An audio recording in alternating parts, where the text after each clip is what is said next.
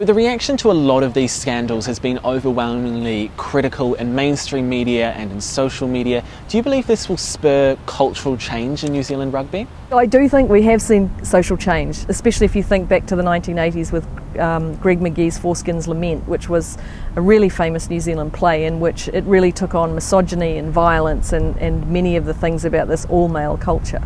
So we don't see that so much anymore. I think the change has been that, historically there really was a sense that women were second-class citizens, that they didn't really count in rugby, and rugby was this space where men could be men, and part of being men was putting down women or putting down lesbian, gay, bisexual, transgender, intersex people.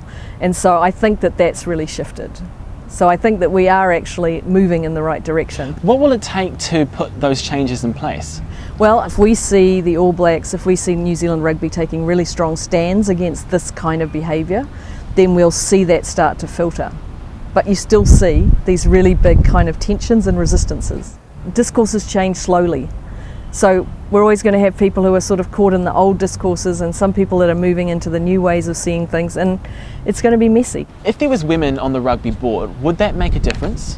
Well, I don't know that appointing women will make a huge difference. If you appoint one woman, then that's not going to change the culture of the board. I think it will take maybe another generation before those kind of old ideas about gender really disappear.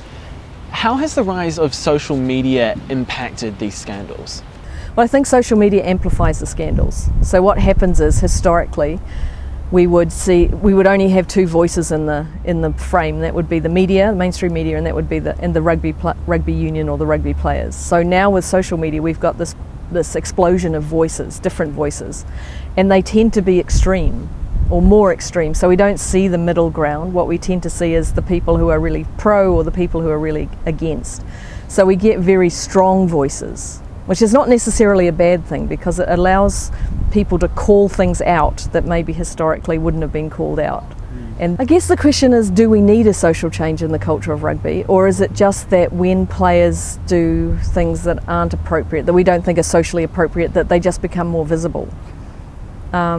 I suspect there's probably less of what we might term bad behaviour than we used to see. It's just that because of social media, it's much more visible. So we feel like there's still this endemic problem. But every time I've seen one of these issues arise, I've also seen a lot of rugby players speaking out against it. So whether it's still there, whether it's still everywhere, or whether it's now in small pockets, I'm not sure that anybody really knows.